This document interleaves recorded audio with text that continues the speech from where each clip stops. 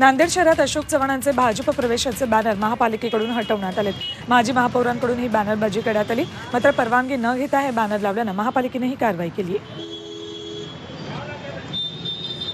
काँग्रेसचे आणखी 2 आमदार भाजपच्या गळाला लागणार अशी माहिती सूत्रांनी दिली। येत्या 2 आठवड्यात आमदार राजीनामा देऊ शकतात। नांदेडमधील देगलूरचे आमदार जितेश अंतापूरकर राजीनामा देण्याचा अंदाज आहे, तर नांदेड दक्षिणचे आमदार मोहनराव हंबर्डेही काँग्रेसचा हात सोडण्याची माहिती आहे। नांदेडचे माजी खासदार भास्करराव पाटील खतगावकर यांनी अशोक चव्हाणांसोबत जाणार असल्याचं जाहीर केले। अशोक चव्हाणांचे भाऊजी असलेले खतगावकर चव्हाणांसोबत बिनसल्यानं काही वर्षांपूर्वी भाजपवासी झाले होते, त्यानंतर पुन्हा ते काँग्रेसमध्ये आले। आता चव्हाणांमुळे खतगावकर पुन्हा एकदा भाजपमध्ये जात आहेत।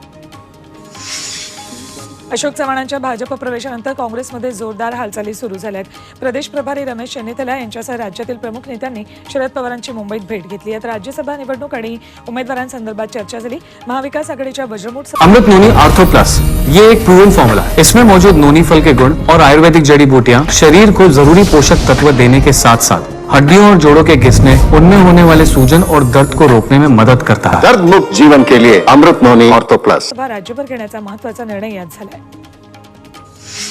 अशोक चव्हाणांनी निर्णयाचा फेरविचार करावा असा सल्ला काँग्रेस प्रदेश अध्यक्ष नाना पटोलेंनी दिलाय। अशोक चव्हाणांना त्यांनी हा सल्ला दिलाय। चव्हाण भाजपमध्ये मागच्या रांगेत बसतील असा टोला पटोलेंनी लगावलाय। भाजप आणि अशोक चव्हाण दोघेही घाबरल्याची टीका उद्धव ठाकरेंनी दिली। आदर्श घोटाळा प्रकरणात मोदी आणि फडणवीसांनी चव्हाणांवर गंभीर आरोप केले होते। चव्हाण लीडर नाही डीलर आहेत असं फडणवीस म्हणाले होते। याची आठवणही उद्धव ठाकरेंनी करून दिली। उद्धव ठाकरेंनी फडणवीसांवर जोरदार निशाणा साधलाय। निर्लज्जम सदा सुखी असं उद्धव ठाकरेंनी अहमदनगरमध्ये श्रीरामपूरच्या सभेत फडणवीसांना म्हटले। पाव उपमुख्यमंत्री केलं तरी हसतायत असं म्हणत उद्धव ठाकरेंनी फडणवीसांवर निशाणा साधलाय। भाजप हे घोटाळेबाजांचं सरकार असून भाजपमध्ये आता घोटाळेबाजच प्रवेश करतील अशी टीका ठाकरे गटाचे आमदार नितीन देशमुख यांनी अकोल्यात केली।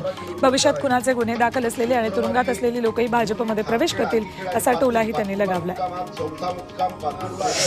अशोक चव्हाणांच्या जाण्यानं धक्का बसला नसल्याचं खासदार विनायक राऊतांनी म्हटलंय।